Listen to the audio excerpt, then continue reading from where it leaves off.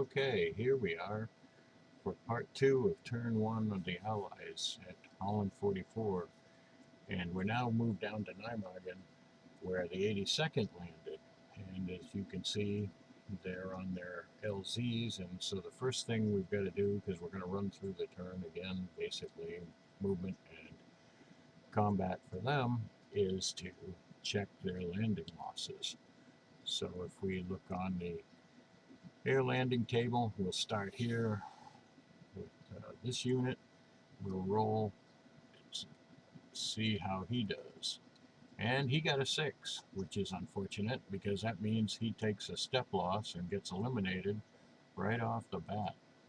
Says he is a partial unit and only has 1 step.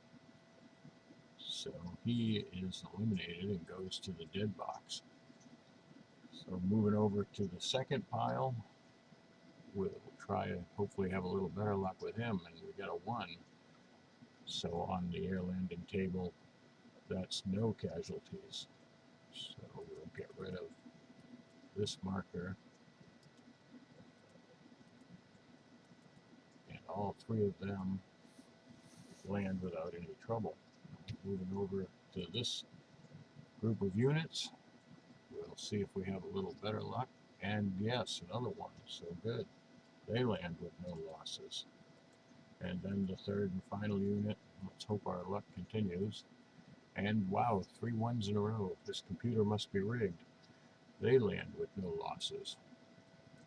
So now we'll go right into the movement now that they've landed. Now these units, of course, with the question marks, the unknown units on them, can be attacked in the movement phase.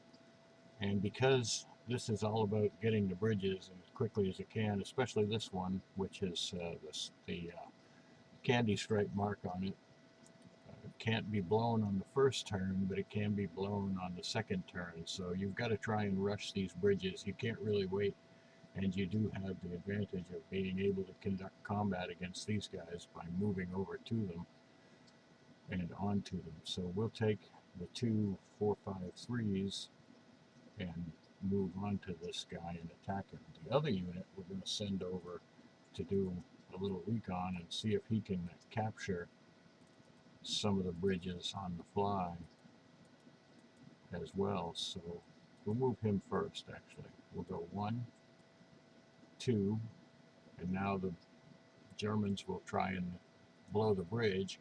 And in the bridge demolition table, if you may remember, all attempts on turn 1 get a -1, which is another reason why it's important to attack try and capture as many bridges as you can on the first turn, is because you've got a better chance of getting them intact. So let's see what happens with the first bridge. And they get a 5, which becomes a 4, so it is blown. Unfortunately, it's good to have some extra bridges in case the main bridge is going to be blown as well. So we go 1, 2, 3, and they'll try and blow this bridge. And that bridge they do not blow. So we capture that one intact, which is good in case the main bridge up here, this is the one we really want, but in case we don't get that one, we now have a fallback bridge at least. So the next thing is to attack the main Grave bridge on the fly here with these guys, and so we see what happens. So you go 1 and then 2 onto the unit to attack it. So the attack is immediate. So hopefully this is a 000 dummy unit or garrison unit of such low strength that it offers no resistance. So we'll take them back off. We get to reveal these guys, and they're a 1-1-3. But we are attacking across the bridge, so he's going to be doubled. And we also do have, as we're elite, we do have that advantage. So it's 8-2, 4-1, becomes a 5-1 with our advantage for being elite. So we'll roll the dice and see what we get on this attack. And we got a 1, and a 5-1 is defender retreat. So it's not the greatest result, but it does mean that we get the bridge, which is the most important part. So he's going to, he got a DR, so he's going to have to go retreat 2 hexes and become disrupted. So, the best place to go would probably be 1, 2, so we're blocking the main road anyway. We'll put a disrupted marker on him, and then we can advance across and occupy, and now have captured that bridge. So we'll mark that just so we know it was captured intact. We'll move over here where we'll continue attacking. And in this case, we really want to try and get that Nijmegen bridge. So we're going to have to spread out too, because we have to keep our landing zones, and we know that they're going to be attacking out of Germany here, probably on the first turn. The 406th Division is just across the border, and they have to roll to see who they bring in. So they can get either none, or they could get all 6 at once. But, you know, he who dares wins, so we're going to have to take a chance here and see if we can't rush a couple of these bridges. So the first one, let's see if we can get the Mook Bridge, and forgive me if some of my pronunciations are off. Now, these guys have no zone of control, so we can go 1, 2, 3 onto him, and then, as I said, we can flip him, reveal him, and he's a 0, 0, 0. So we drive him away, he's eliminated, and we still don't know if they are going to blow the bridge or not. We have to roll to see if they blow the bridge. Wow, another one. This game is rigged. The computer is rigged. And we capture another bridge. So that's good as a backup. Now we also want to see if we can drive this guy out of here so that we can get the attack on Nijmegen really rolling. So we'll take another unit here, and we'll go 1, 2, and see what he is when he's revealed. And he's a 1, 1, 3. So it's 4 to 1. He's in the woods, which gives him no special advantage. So he's not doubled or anything as a result of that. So it's 4 to 1. Plus we get a shift for being elite, and another shift because he isn't, or he is low quality. So that gives us a 6 to 1. And when we roll on the 6 to 1, hopefully we'll, now is when we don't want a 1. Wow, this thing is rolling way too many 1s. So this is a DRX result, which isn't the best. So both sides lose a step, and the unit is selected by the opposing player. The defender must retreat 2 hexes and become disrupted, or conduct a determined defense. If the defender retreats, the attacker receives a normal advance. So he's eliminated because he's only a 1-step unit, and we're allowed to advance in to the hex, and he's done.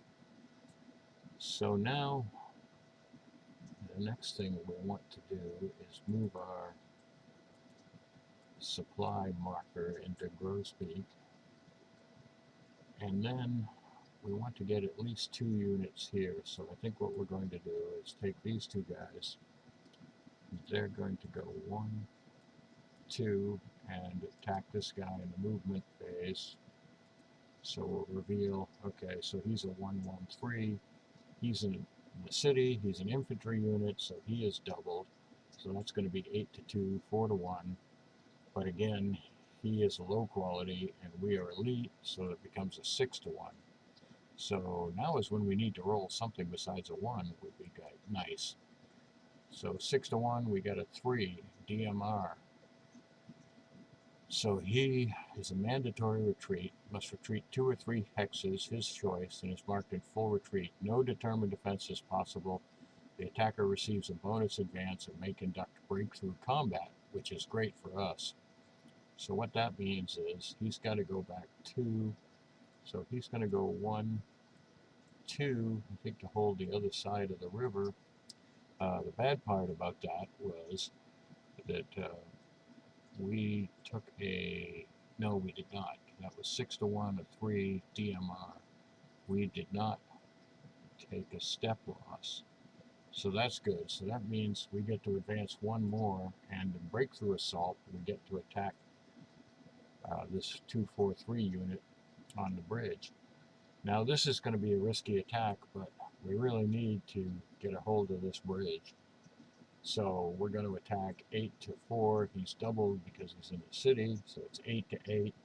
We do get the shift for being elite, so it becomes a 2-1. So this is a little more risky. And normally I wouldn't do a 2-1 attack, but we really need to get the bridge to the first turn if at all possible. 2-1, a 2 is engaged, which is about the worst thing.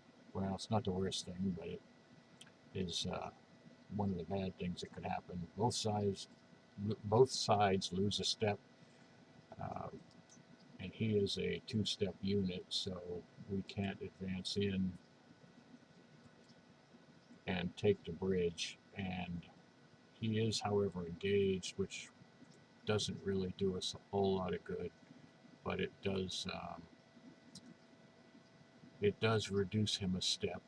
So it was better than nothing. It could have been a lot worse, I guess.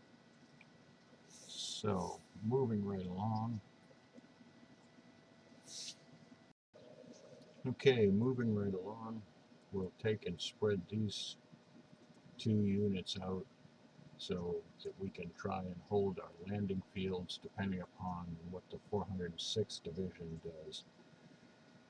And I think probably the best way to do that would be to put this unit here, and we'll move this unit up to here, so that will protect, sort of. It leaves this one open, but either way we're going to have to leave one open. No, I think maybe I'll leave them here, because we can, depending upon how many of the 406th Division come on, we can either hold this or take it back, but it does protect them, our supply source, a little bit. So I think that's it for this turn, or this part of turn 1. Thanks very much for watching, and we'll talk to you again soon. Take care.